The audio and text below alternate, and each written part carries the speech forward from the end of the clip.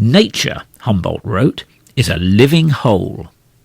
To find out more, I spoke to Andrea Wolf, whose recent biography of Humboldt, The Invention of Nature, has revived interest in his achievements and explores why he was such a foundational figure for modern views of ecology and the earth. He comes up with a new concept of nature that still very much shapes our thinking today, which is that nature is a web of life. So he sees nature as this tapestry. He describes Earth as a living organism.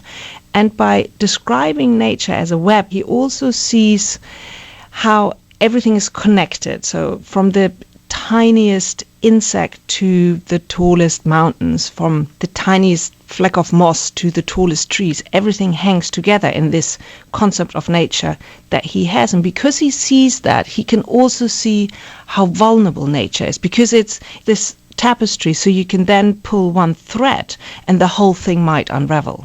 He begins to describe nature as a global force. We have to remind ourselves that is something really pretty extraordinary, because he's talking about this at a time when other scientists are really trying to make sense of nature through classification. So they're imposing this taxonomic order upon nature, a hierarchical order.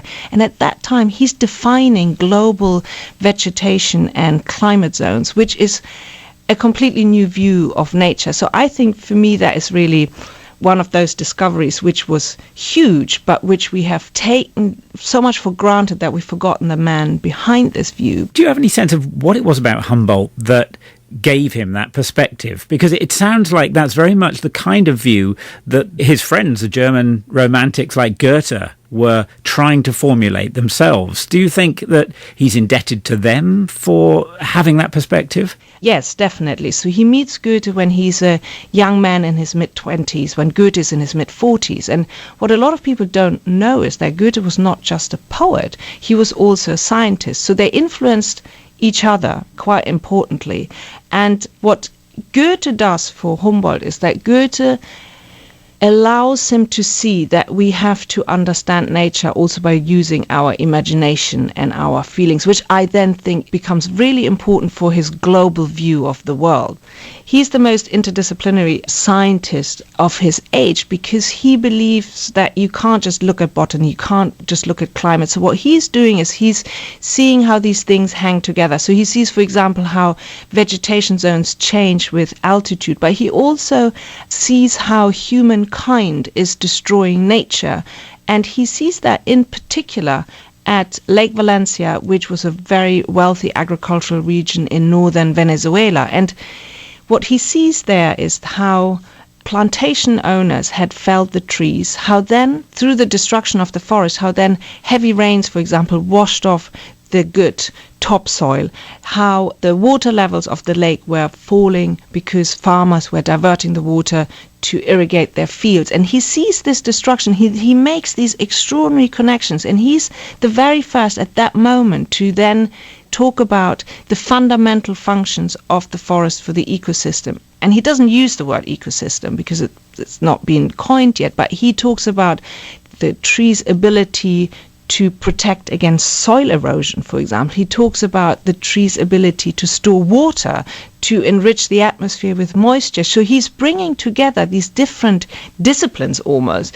And there at Lake Valencia, for the first time, talks about harmful human-induced climate change in 1800, because he makes these connections across disciplines and also across the globe. That sounds like something completely new. The idea that climate could change at all, let alone that human activity could have any influence on that, must have been pretty remarkably prescient for its time.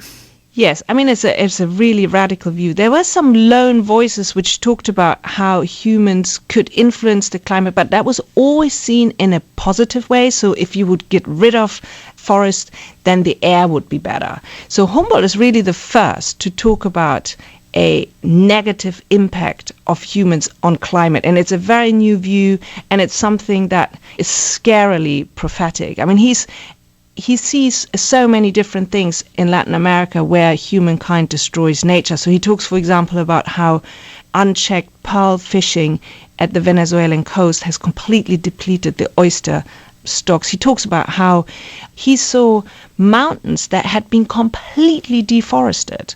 He talks about in Mexico City, he talks about how on the high plateau of Mexico City, how the local irrigation system has left the valleys below completely barren. He talks about how mining exploited the land and the soil and the people. And there are moments when he's so negative about this that I found a diary entry from 1801 when he's still in Latin America in the rainforest, where he talks about a future where humankind might travel to distant planets. And he said, if that happens, we will take our lethal mixture of vice, arrogance, and ignorance and violence with us. And then he says, and we will leave these distant planets as barren and as ravaged as we've already done with Earth. 1801. Wow, it sounds like he's predicting one of the main plots of the next 200 years of science fiction. Yes, what is really important to see is that improvement was really the motto of the time then. So people admired nature that was cultivated, so straight lines, orchards, fields, that was what was admired in nature. The wilderness was seen, often was described as the hideous wilderness. So when he goes into the rainforest, I think that's a pivotal moment for his thinking, because of course the rainforest was the most magnificent web of life on our planet, or is. It's the richest ecosystem on Earth. So what he was seeing, he describes the nightly choir of the forest, and he unpeels this chain of reaction, because first everything is quiet, and then there are some jaguars who run through the undergrowth. They wake up the capybaras. They then run through the undergrowth. They then wake up the monkeys. They begin to scream. The monkeys then wake up the birds. So everything suddenly is completely alive in the middle of the night. And he is always interested in these kind of chains of reactions. And that's how I think that's how he can understand nature as a web of life and as this kind of ecological system. Now, this, you could say, this Humboldtian point of view of seeing nature as this interconnected web that can be disturbed, particularly by human activities, that's something that's really only come to the fore since perhaps the 1960s. People before that, if they raised those concerns at all, they were lone voices. It's only become the mainstream in recent times. Why do you think it took us so long to come round to the Humboldtian point of view? I think for me, this moment where things change is when the Apollo 8 mission comes back with this very iconic photograph of Earthrise in 1968. And that is a moment when we see for the first time Earth in her wholeness as this kind of tiny white and blue marble set against the blackness and vastness of space. And it's the moment when we realize we are sitting here together on this planet. And in a way, Humboldt had the same epiphany when he went up Chimborazo, which was a volcano in South America, where he also saw this overview. So because he was high up, he was what was then believed to be the highest mountain in the world. So it's kind of looking at something which hangs together. So maybe there's a reason why it took so long that his views were accepted.